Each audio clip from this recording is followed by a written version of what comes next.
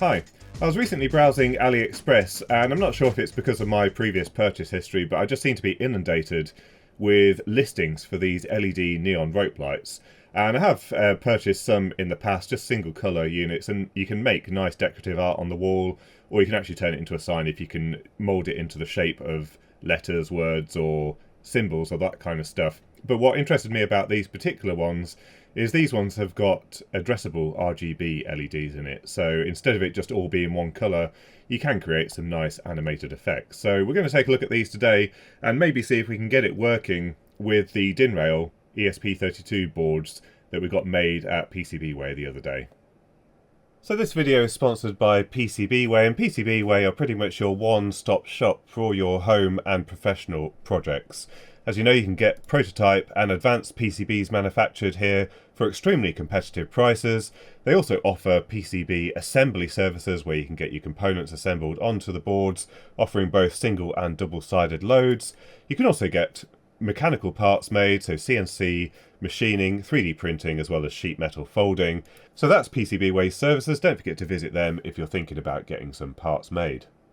This is where I bought mine from, and as you can see, it's pretty attractively priced. For 1 metre, it's £10. I decided to order the 10 metre version, and that's £30. Also, it was very quick to arrive.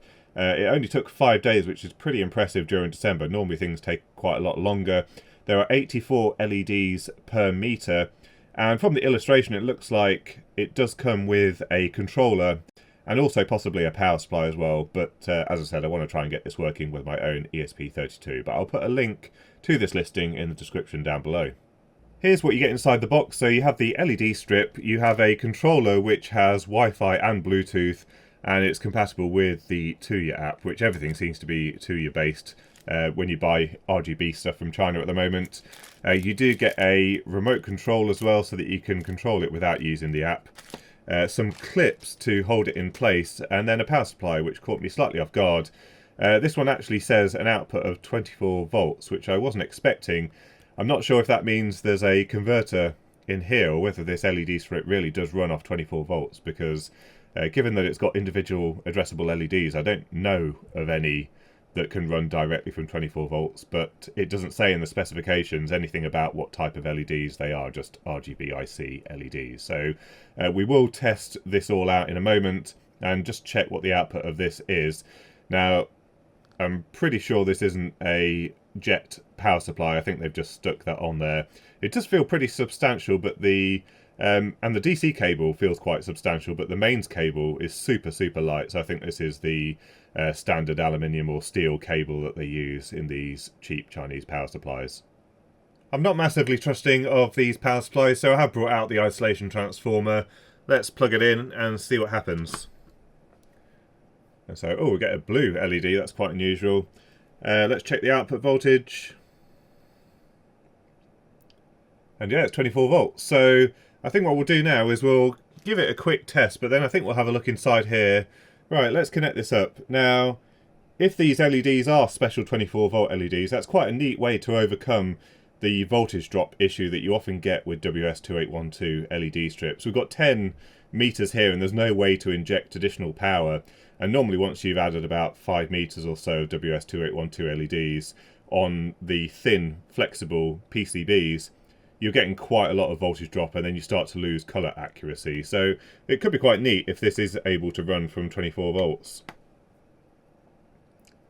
And wow, that is really quite bright. It's a lot brighter here than it is over here. This colour's all quite matched, but this first section here does look a little bit different in colour to the outer sections. But we've got the remote control here, so we should be able to set some colours. Red, blue, green, and we've got some modes here.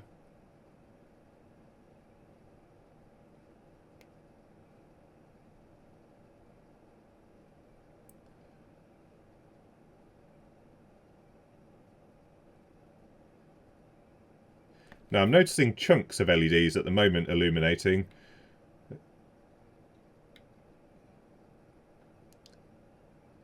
So I wonder if instead they are grouped, and that's how they're getting around the high voltage.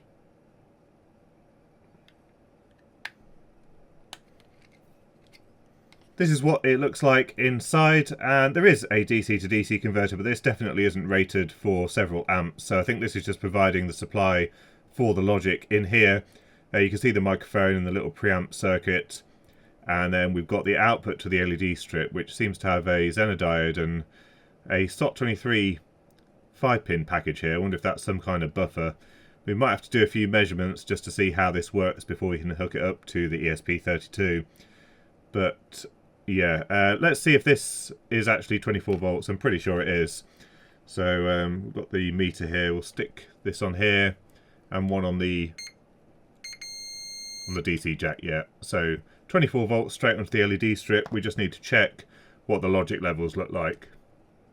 Here's the data coming through on the Pico scope, and as you can see, it looks like we've got this variable pulse width, which is very characteristic of WS2812 LEDs. Overall, the period should be the same for each, so we can bring the rulers in. So here we've got a total bit period of 1.338, and then we've got a different pulse width here, but overall the pulse width should be the same, so 1.338 and approximately the same. So yes, this looks very much like it's a WS2812 LED strip. So what I'd quite like to do is use the LED strip with one of these modules that I built up the other day. This one looks slightly different to the one that I did in the video. You'll notice this one has a module with a UFL connector instead. The idea being that we're not using the PCB mount antenna. We will have a little cable here, UFL to SMA, which will mount on the outside of the enclosure, possibly sticking out the front, and then you can use an external antenna for better Wi-Fi reception, or if I'm using it inside a metal cabinet, for example, we can use a coax and then have this on the outside of the metal cabinet.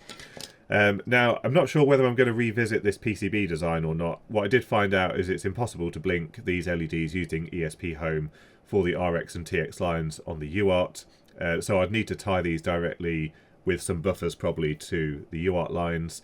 And also I think it might be a nice idea to increase the capability of the drive transistors over here. On the schematic I made an error. These are actually FDV303Ns. The ones that I put on the schematic were some lower rated devices, but even these were only rated for 680 milliamps. So it might be nice to put some SOT223 FETs on here so we can drive some bigger loads. Now, also, I did have a nightmare with this PCB. I'm glad I wasn't recording it.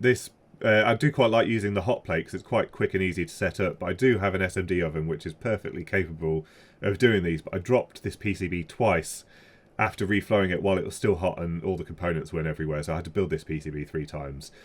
So this one's probably going to be my sort of prototype and playing around board, because I'm not sure I trust it. The ESP32 is slightly shifted on this one because even the third time round I did knock it slightly and it shifted off its position. Anyway, let's see if we can get this to work. So my thought is we can't use these open collector transistors. We could use it with a pull-up, but the problem is, again, with using ESPhome, we're quite limited as to the capabilities, and we can't invert the output because these open collector transistors, they act as an inverter. But what we can do is we can use the UART output, because basically what we've got here, this RS485 transceiver can literally just operate as a buffer. We can use the non-inverting output on its own as a single-ended output, and we have the capability to drive high-speed square wave pulsers out of this PCB. So that's what we're going to try and do now. So in ESPhome there is a fast LED implementation. All you have to do is copy this across, and it supports quite a wide range of chipsets, as you can see. So you copy it across and just set the pin, which in my case for the UART is GPIO 21, that's the transmit pin. And we also have to set the output of the buffer on the RS485 transceiver, and that should give us an output on the inverting and non-inverting outputs of the buffer. Right, we're powered up. Let's see if we can see it in ESPhome. Alright, so it's showing up as light here. Let's click on this, and we should be able to turn the lights on. And yeah, there we go. So I think in the YAML I did set the number of LEDs to only 60, but there is definitely more than 60 LEDs illuminated here, so that does prove the theory that they're probably in groups. We can test it a little bit further. Let's check the colours work properly. So red, green, so I may have got green and blue the wrong way around as well. But that's okay, we can go back and edit that. So we'll swap the green and the blue around. And we'll increase the number of LEDs to probably something like 150. Save that and click install. So back in here again, we'll click on the light and we'll turn it on. And we're just a little bit further off. We're almost all on there. Let's check the colours once again now that we've corrected those. So red, blue and green. So that's working properly. We just need to increase that number of LEDs a bit more. There's also some effects for the WS2812 type LEDs, because as you saw there, we only had a colour wheel that allowed you to change the colour of the entire LED strip.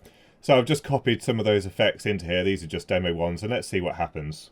So I notice now in Home Assistant we've got an extra button here that says effects, so let's click on there. And there we've got some of these effects that I've copied in now. I have absolutely no idea what these do. So let's have a look. That looks like it's just slowly fading through some colours. Fast pulse. Rainbow effect. Oh, there we go, we've got some colours going on.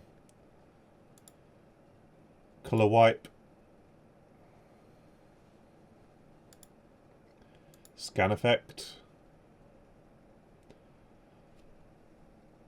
So what you can see actually is definitely there are groups of LEDs. It's not an individual LED. Let's see if there's something a little bit slower.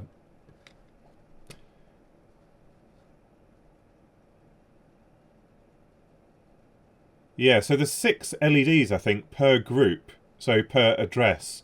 So I wonder if they're actually, rather than using WS2812 LEDs, I wonder if they've just got standard 5050 RGB LEDs and then a little WS2812 chip for that group of LEDs, and that's how they're running it from 24 volts, because, yeah, they wouldn't be able to do the addressing otherwise.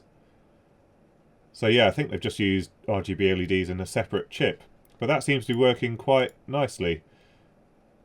Yeah, we get the different colours. Yeah, so that works quite well. So yeah, I do quite like this. I think I'm going to try and make something to go in the lab. Maybe something that sits behind me to give a nice little effect in the lab. Try and get some decent animations going. And then, as I said, I might revisit this PCB that we had made at our sponsor, PCBWay. I did upload this design to the PCBWay website, so you can download this if you want, and as soon as I've finished making some of the modifications, I'll then upload the new version. I'll probably do a video as well, and you can play around with that if that's of interest to you. One other thing that's quite interesting that I might try and do is possibly add a small AC to DC converter on here so that we can run this from the mains. Because if it is used in certain situations, like with my solar inverter, it's going to be used in a small consumer unit, so it's going to have mains there, not a 5 to 24 volt supply. We might need to redesign and move some of the stuff across. We'll probably have to have mains in on one side and the RS485 Modbus on the other side. But it should be possible to get all of that on there and have quite a usable little PCB. So anyway, if you've got any thoughts and comments, don't forget to leave them in the comments section down below. I hope you enjoyed the video. Don't forget to visit our sponsor, PCBWay, and until next time, thanks for watching.